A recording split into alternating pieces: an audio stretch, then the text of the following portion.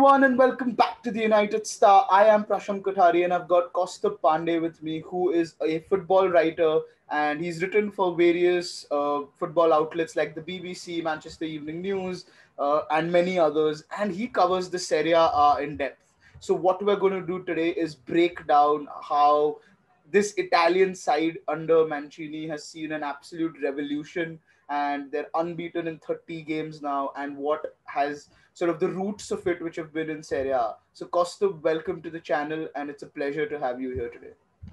Yeah, Prasham, it's great to be here.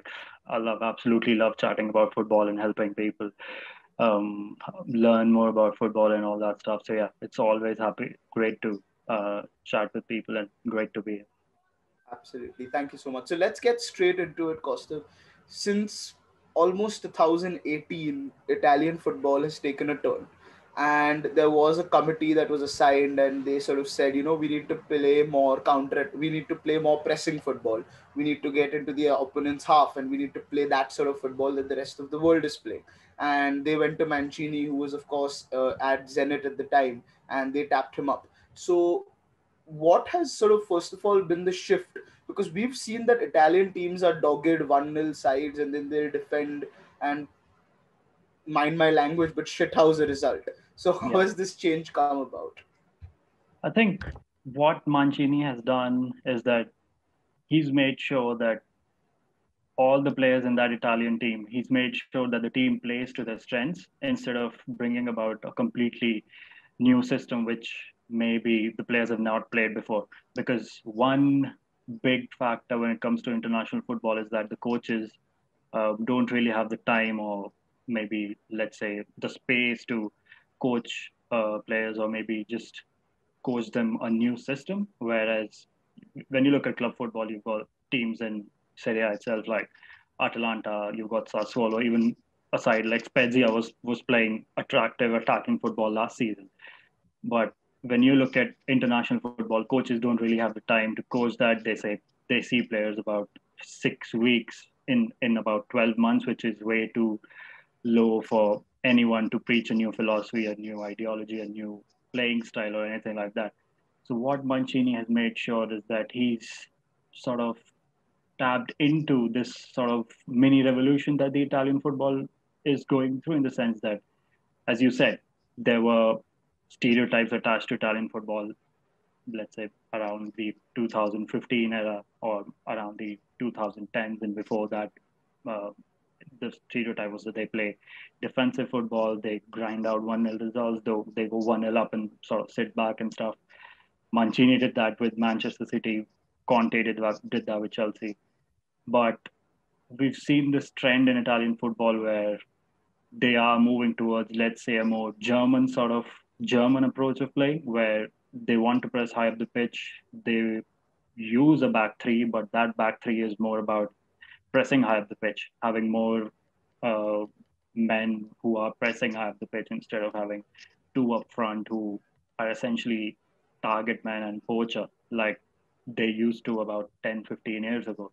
Hmm. So I think we've seen Lorenzo Insigne, who I think is one of Italy's most important players, play under a manager who's probably the closest Italian football has to Pep Guardiola. By that I mean Maurizio Sarri, of course. We've got Domenico Berardi playing under Roberto De Zerbi, who's, of course, Pep Guardiola has said that he's a big admirer of Roberto De Zerbi. So it's Mancini has made sure that he just tapped into all of that because he's seen that the Italian football scenario is changing in terms of how teams approach games tactically. It's almost a, I won't say it's a revolution of any kind. It's more like an evolution because there's a big difference between those two words. So I think he's just made sure that he's put all of them together, and he's just making sure that the players who are playing in that sort of a system, the roles they play for club football are they are playing a similar role at the national level. I think, which is very important when it comes to the fact that it's international football. You don't have time to coach players as much as you can at club level. Right. But there are a couple of interesting things that you said there, which I want to sort of unpack on.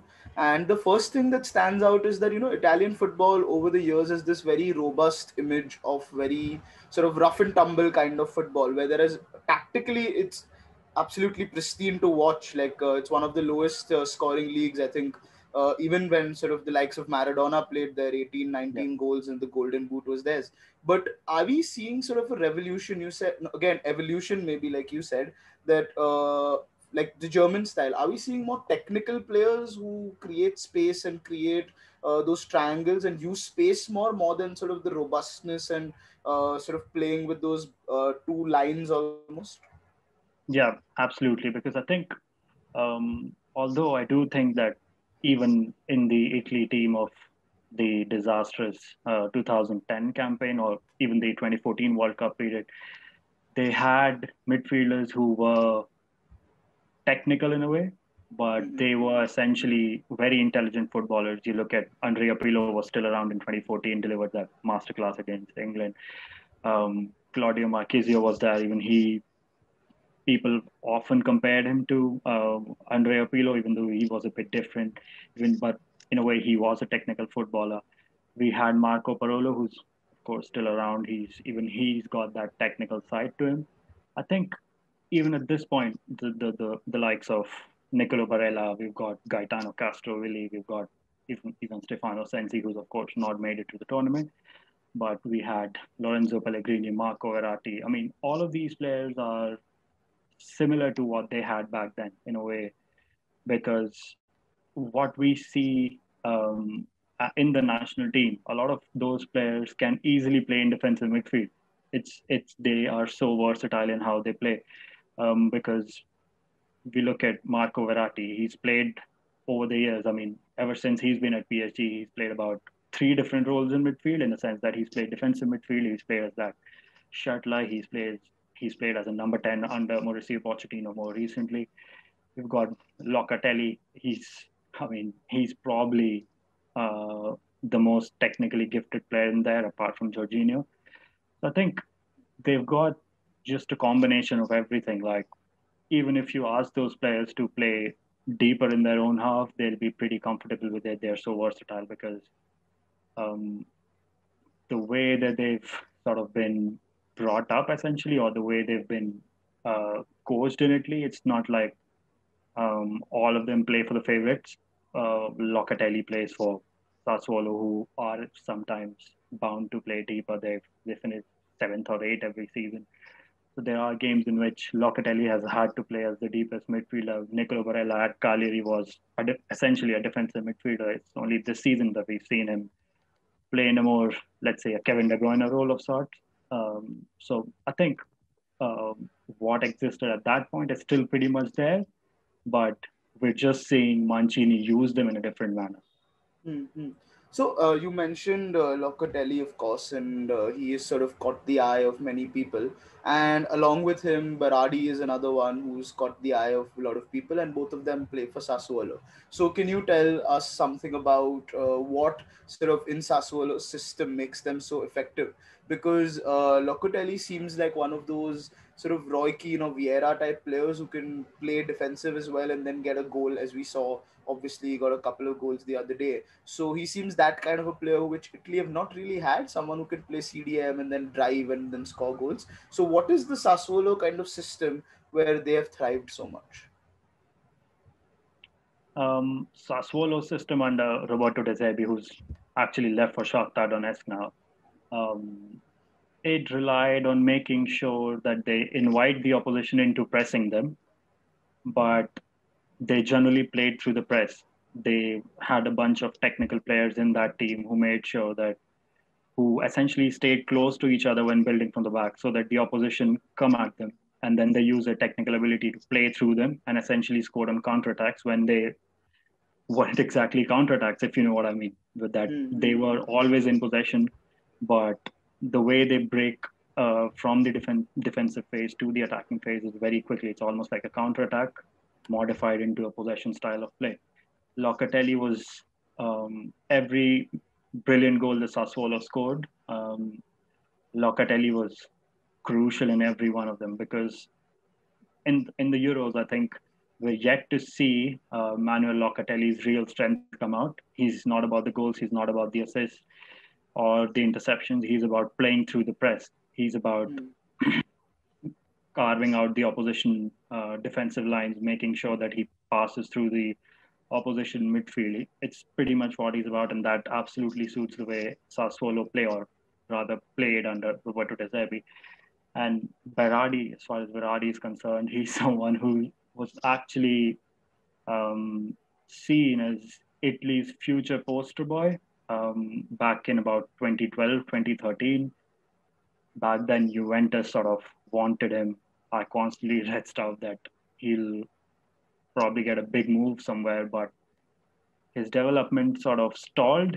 Not stalled. It was a bit strange in the sense that he never got that big move. He still mm. hasn't, by the way. He never got that move to Juventus or Napoli or Inter or Milan.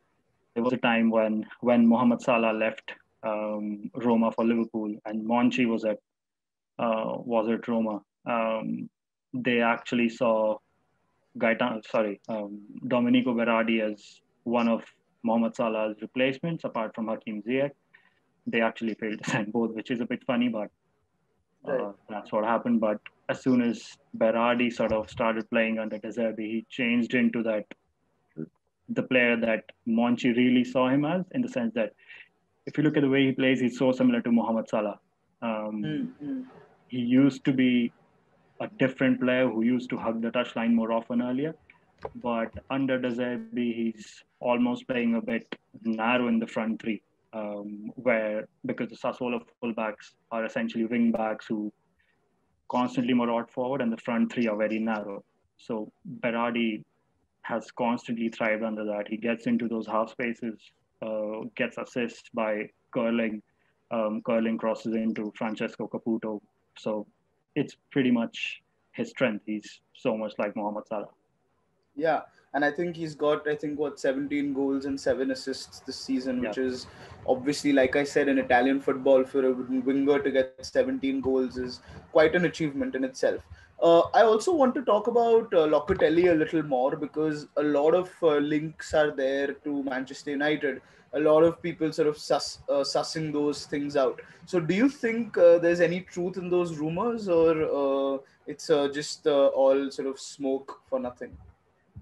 I do think it's smoke for nothing because the word from Italy has constantly been over the last, let's say, 5 months or 6 months, is that he is Juventus bound, in the sense that Juventus want him, they are willing to pay for him, but the issue is that they're not willing to do a full cash deal for him. It's almost like they'll pay about, don't know the exact sum of that, but they're willing to pay about 25 to 30 million euros plus a couple of their own players.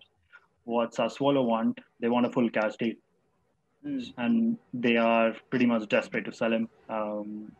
Since they are desperate to sell him for the right price, what they're trying to do is they are trying to ignite interest from across Europe, from all the top clubs. You saw Spurs being linked with him, um, even though Man City are pretty much interested in him. So it's a way for Sassuolo to essentially quicken up Juventus to do the deal as soon as possible, because I personally feel that he's pretty much heading to Juventus unless Juventus sort of end up saying that we're going for someone else, or they may be getting Nicolo Rovella back, who's set to go on loan to Genoa again. So I think even if I'm not sure if United have him on their shortlist, he may be, because a club like United has a huge shortlist. Like they've got about 20 names on that shortlist, and they generally have a list of scouts who travel across the globe, across Europe. So it won't be a surprise if United have him on the shortlist, but I'm not sure how high up he is on that, because Locatelli seems to be off to Juventus anyway. Right, right. And of course, you mentioned Juventus, and I'm going to bring up a player I think who is just unbelievable to watch when he's completely turned on in Federico Chiesa. He is absolutely phenomenal, and the fact that he doesn't make it to the starting 11 in itself talks about the sort of Italian squad's depth and strength. So, what do you make of Chiesa and Barella? Both of them play for big clubs. Inter Milan obviously have won the league Serie A this season, and Juventus are Juventus. So, what do you make of them, and how do they fit into this system? And again, a player like Barella, even though Inter have won the Serie A, people talk about Lukaku and they talk about everything else, but no one's really talking about Barella. Why is that? I think it's probably because um, I don't know. It's almost as if Inter now have so many essential parts of that team that the player who covers the most distance, the player who essentially sets their system going, with Ashraf Hakimi, who probably is off to PSG now anyway, because these were the two players who almost wreaked havoc on Inter's right side, and the way Inter played, it was pretty dominant on their right side in the way that Hakimi almost played as a winger, and Barella, even though um, in transition. I mean, when Inter used to be in a defensive phase, it was Barella who used to almost play as a right winger of sorts, where Hakimi dropped in as a right back. So I think I can't really put my finger on a particular reason why people don't talk about Barella, but it's probably because he's pretty no nonsense in a way. And if you look out, I think if you look at the global market of football, it's almost like you see so many central midfielders who can attack. You have so many of them in Serie A itself, but Barella is obviously one of them, and I think that's one of the reasons why he's not essentially seen as a player who's as important as someone like Bastoni or Romelu Lukaku or even Ashraf Hakimi, because you're looking at a right back who can attack, who can almost play as a uh, right wing back, and left backs or left centre backs like Alessandro Bastoni are a very rare breed in football because they are very important in helping teams build up from the back. You see United looking at our left-sided centre back. You've got Lukaku, an absolutely elite goal scorer. You've got about 4 or 5 elite goal scorers in the game today, but as far as Barella is concerned, as good as he is, I think the reason why people don't give him enough recognition is that he's maybe one of the 20 midfielders of his type.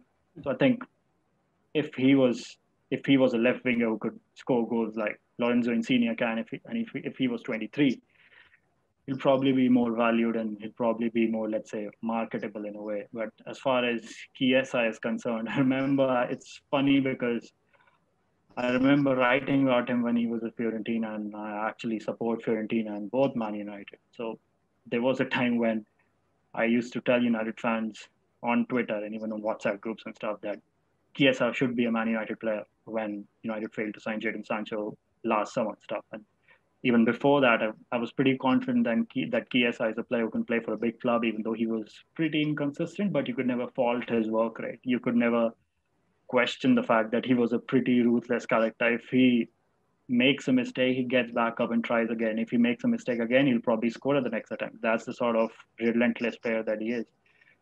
And I think at Juventus, we've seen him play actually quite a few different roles, which I think came from Fiorentina itself. Because at Fiorentina, towards the end of his time at Fiorentina, we saw him actually playing as a wing back, which to me sounded very strange as a fan because he used to be a winger or a second striker.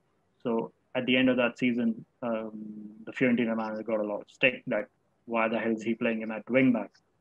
Even I was surprised and I thought Chiesa is a winger. But as soon as Juventus signed him, strangely, that's where he played and he did pretty well, to be fair. And that's where Juventus sort of changed their formation to 4-2-3-1, 4-3-3, sometimes a 4-3-3, sorry, a 3-4-3. But that's when he started to play as a natural winger. And I think, especially when he plays in a very narrow formation, a 4-3-3 or a 3-4-3, that's when he's at his best. Because, as I said, for Berardi, these are players that like to attack the half spaces that Hmm.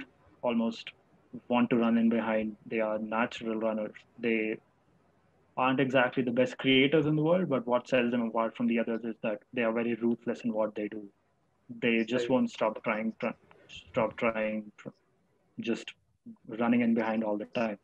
I think as soon as I think the Euros sort of go on, we'll see Chiesa playing, not just playing more. I think we'll see him impacting games more often. We saw in the Right. last game where he was constantly running at the Welsh defense. He never stopped, almost a bit like Dan James, I must say, Hmm. who is pretty ruthless in the way that he runs at defense. He never gives up. He's always running. He never stops. But Chiesa is just, let's say, a better footballer in a way. He's got a Hmm. better final ball, which I must say, he didn't always have that at Fiorentina, even in the early part of the Juventus season. So I think he's an absolutely top player. And as I said, I always wanted him at Man United, although I had some emotional reasons behind it because I couldn't see a Fiorentina player heading to Juventus and not joining my own club again. No, makes sense. Also, Kaustubh, all of this makes me wonder, and this is what I want to ask you next: is 30 games is a long period, a lot of games, and is a long period of time as well where Italy has been doing quite well, and yet somehow people keep calling them the dark horses. We also might have been doing that.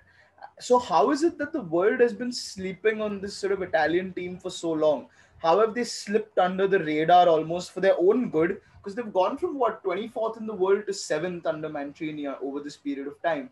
So how is it that they're not the favorites going into the tournament and the dark horses actually? So how is the world slept on it essentially? I think the reason why they slept on it is one of those reasons is probably the fact that they weren't a great team as back as the previous World Cup. They didn't qualify for it. So even if you look at the Dutch national team, I mean, they're obviously not as good as Italy or let's say France or England or even Portugal for that matter, but they still are a pretty decent team. And they are the sort of team who, let's say, in an attacking sense, they are probably, let's say, better than what Germany are right now, better than what France are right now in terms of the system that they use. I know Frank de Boer got a lot of stick for using the 3-5-2, but the way it's panned out, it's a bit ironic, but they've been a brilliant attacking force. And even the Netherlands weren't a great team about 3 years ago. They were almost in free fall. They had those institutional structural issues going on.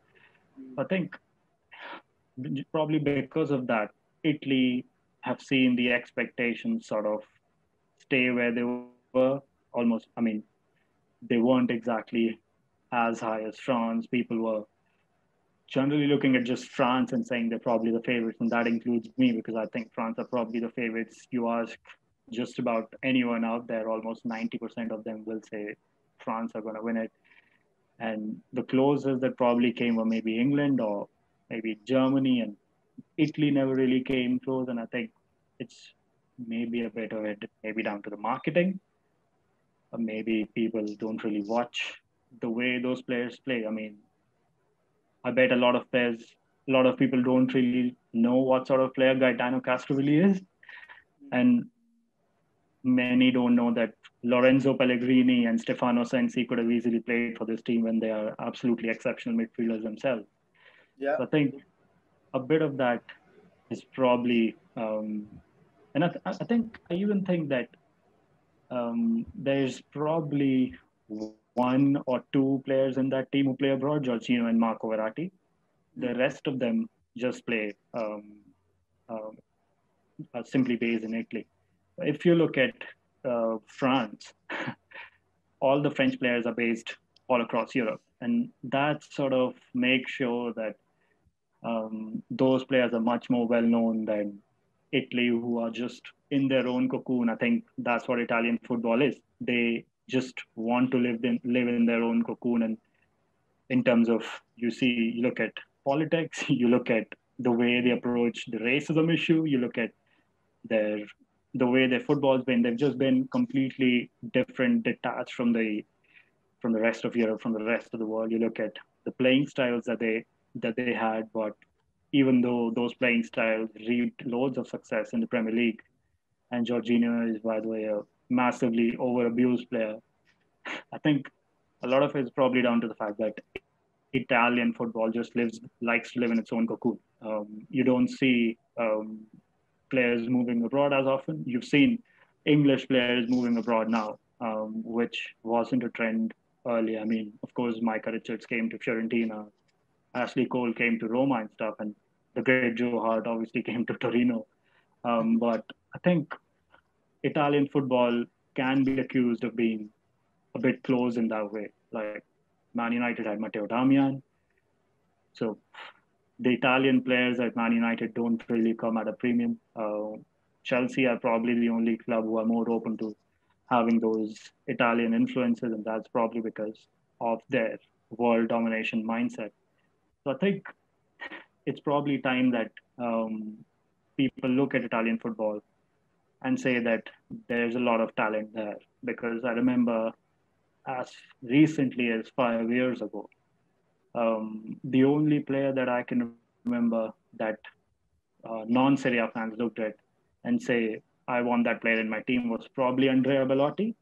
Hmm. I mean, I can't really remember anyone else who that foreign football fans looked at that player and said, want that player in my team. I think that part of things has changed quite a bit now, and it's now high time that people don't just look at the Italian national team as a whole as being one of the favorites for the tournament, but they see Serie A and Italian footballers with, let's say, much more regard. I mean, respect won't be the right word.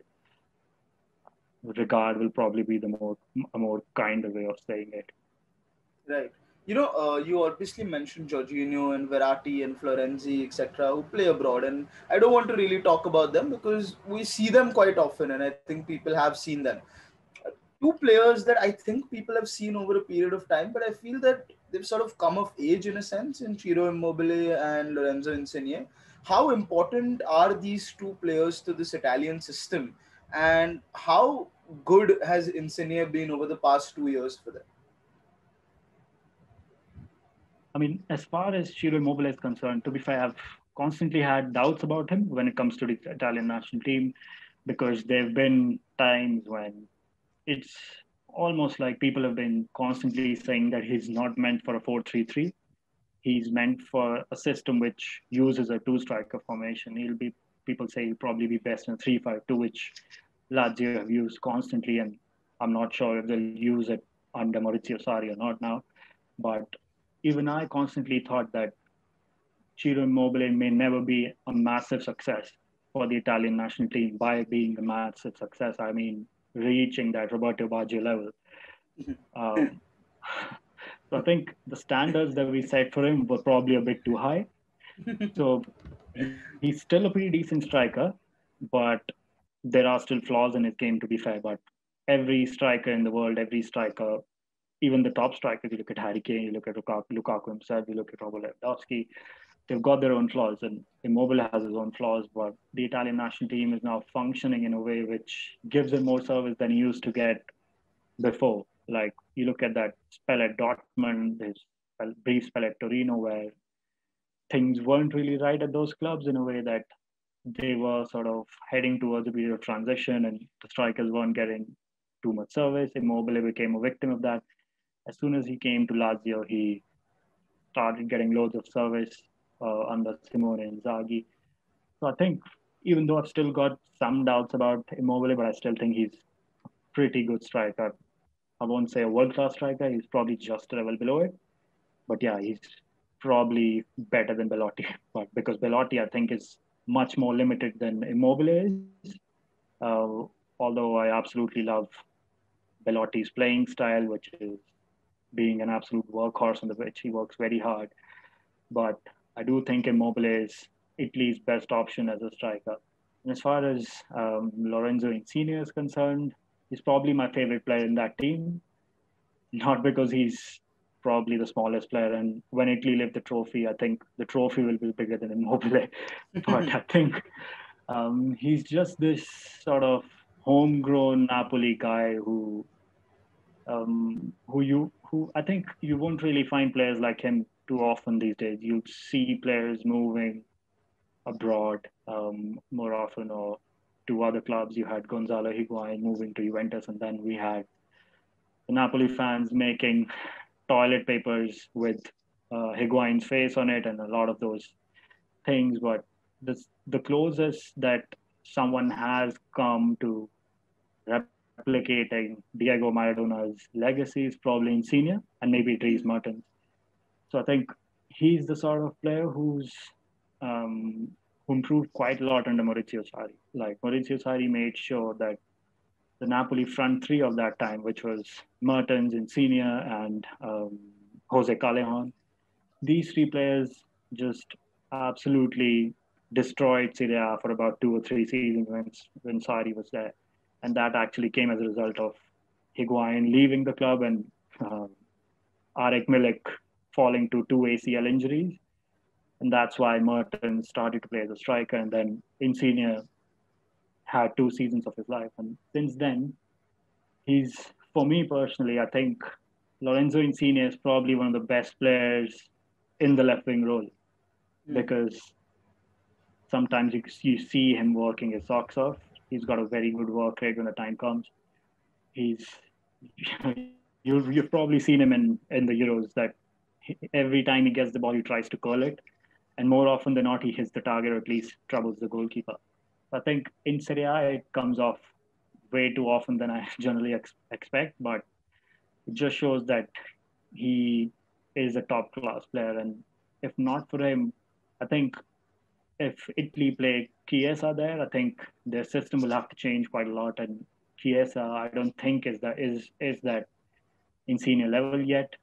And I don't think in terms of the barrage that um, Insigne carries with him, very few footballers have that sort of a barrage locally in their own cities that Insigne has. I think Insigne is already, I think, a Napoli legend. He just needs to win the Euros to be an Italy legend. Absolutely. When you said there are not many players like Insigne, I was in my mind thinking that yet two of them play for the same team in Mertens and Insigne. Because, I mean, at times, if you Yeah, just watch them play together and don't see the name on the back, you'd think it's the same they're person. pretty fun. The stature, the way they move on the pitch, the sort of curling shot that Insigne even scored with in one of the games in the Euros.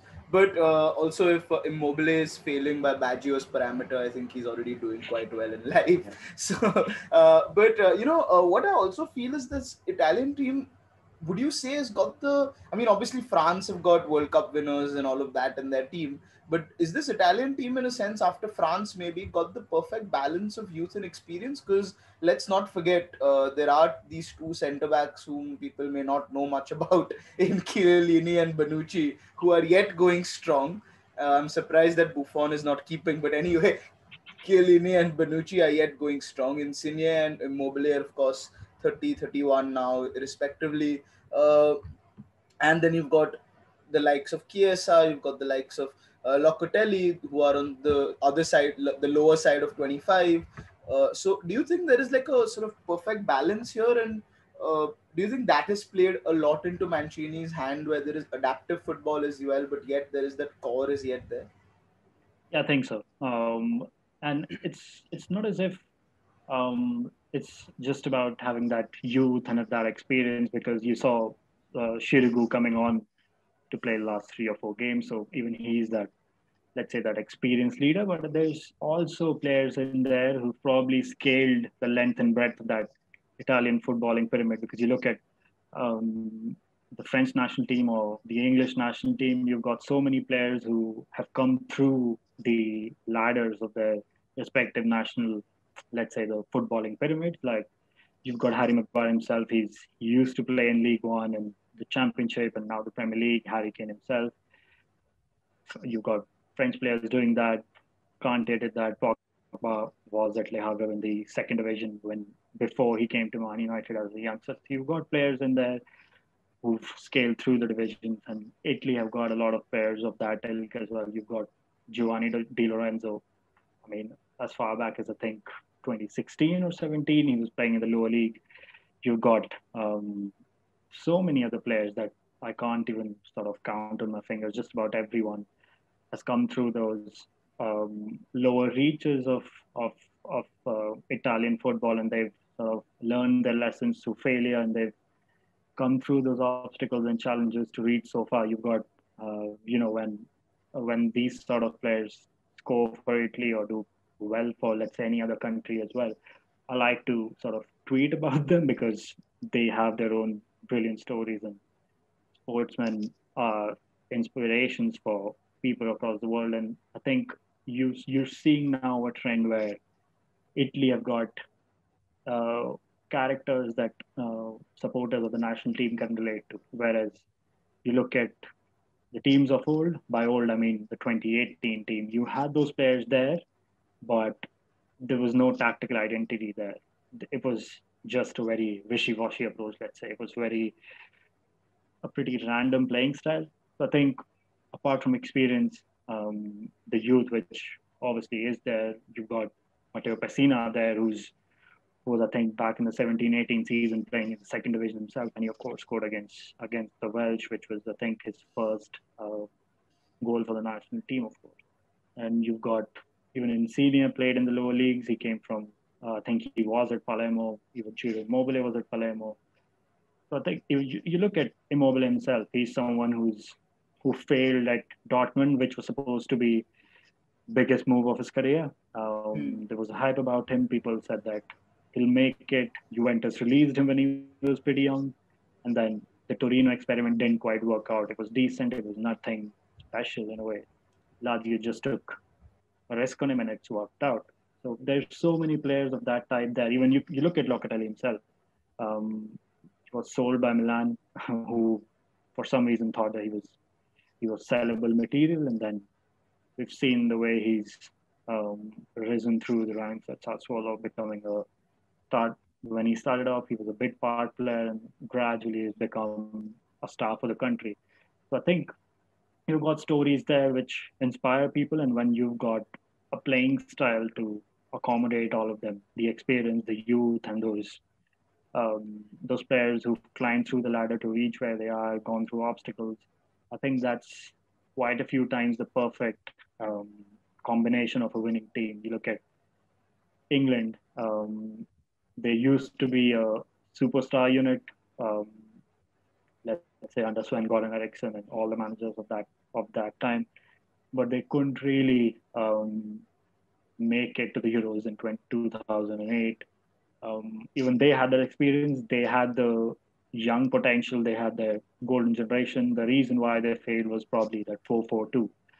But in terms of the way this Italian team, has been molded tactically, I think it's got all the makings of accommodating all of them, which says it all about them. Right. So let's wrap this up by asking or answering this question.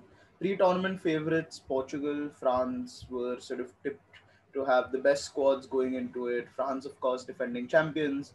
Italian football knows all too well about their main man in Cristiano Ronaldo, who looks to have be having a lot of fun in these Euros. 5 goals already. Uh, what do you think will happen? Can Italy overcome, let's say, a French and a Portuguese challenge if they are to meet them in any of the rounds? Can Italy go all the way? Do they have the goods? I mean, clearly they have the players, but do they have sort of the system, enough depth to beat France or Portugal if they come up against them? Yeah, I do think so. But I think I'm not sure about France because France are a team which has this brilliant core group of individual players who can absolutely change any game. It's about a flick of a switch, and you'll probably go from being 1-0 up to being 3-1 down in a couple of seconds. I think France, you can't be quite sure about them. But as far as Portugal are concerned, I think Portugal are a beatable team, not basing it off the fact that uh, they lost to Germany, that Robert Gosens game. But even if you look at the way Fernando Santos is sort of setting his teams up, um, I absolutely hate criticizing international managers because it's a completely different ball game as compared to the club managers who we absolutely love to criticize because why not? Italian international coaches got a much different job on their hands.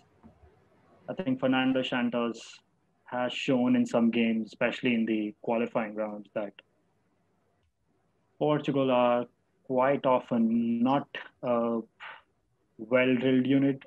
But well drilled, I mean, they are very good defensively, of course. They've been that since the previous edition of the tournament. But they sometimes cannot be as cohesive as France, Italy, um, in the sense that they've got players there. I mean, but Fernando Santos has not quite figured out how to use them. Like you Yeah, saw Renato Sanchez coming on, who was pretty good yesterday. He was probably their best player on the pitch in that game, in the previous game. Um, he's got a lot of dilemmas there to sort out. When to play Ruben Neves because he's barely played Ruben Neves so far. He came on from the bench in the previous game. He's played Danilo Pereira. He's played Joao Palhinha in the previous game. So I think he's got so many dilemmas in that team. He's got that, I think, that spine of uh, his back line, which I think is pretty much sorted. But that midfield and playing through that transition from defense to attack, I think that's where they struggle. And I think that's where Italy are there at their most dangerous because Locatelli, Jorginho, Marco Verratti, these players will carve defenses open through their passing and the way they break opposition defenses, opposition midfield lines down. So I think if Portugal and Italy come up against each other, I think Italy should win. But for France, you can never be quite sure. They're just a brilliant group of individual players, and Didier Deschamps actually, I think he knows exactly what he's doing with just about every single player of his, because he played Jules Koundé at right back when Jules Koundé is originally a right back. He plays centre back at Sevilla, but he was originally a right back when he came to Sevilla when he was at Bordeaux. So I think Didier Deschamps has probably got his players figured out. He's got to know everything about their strengths and weaknesses. And again, I say this by saying that, as I've said before, I hate criticizing international managers, but it's what it is. I think France will probably be um, a much bigger test than Portugal are for Italy. right. So you heard it from Kaustubh, guys. If Italy come up against Portugal, you can expect them to win. If they come up against France, what I think can happen is they'll get the early 1-0 lead, and then you'll see Bonucci and Chiellini in their true sort of colors and coming out with that armor of knight and charm, sort of with the shield and swords and defending everything with everything they've got. So thank you so much, Kaustubh, for joining us. I think it's been a great insight into sort of what's been going on in Italian football with Sassuolo, Napoli, Lazio. I think you've touched upon all. I think we've got. I think apart from Spinazola, who also we spoke about briefly, we've gone about over all of the key players who play in Italy in this Italian squad. So thanks a lot for coming on, and hopefully we'll get to see more of this sort of new age Italian attacking football with Locatelli and Chiesa and Barella and Baredi sort of driving and cutting players, and then Insigne finishing those colors. So thank you, Kaustubh. Guys, do check Kaustubh's workout. We've put his Twitter link in the description below. Like our video, subscribe to the channel, and we'll see you soon with a lot more content. Thanks, Kaustubh, and thanks for watching.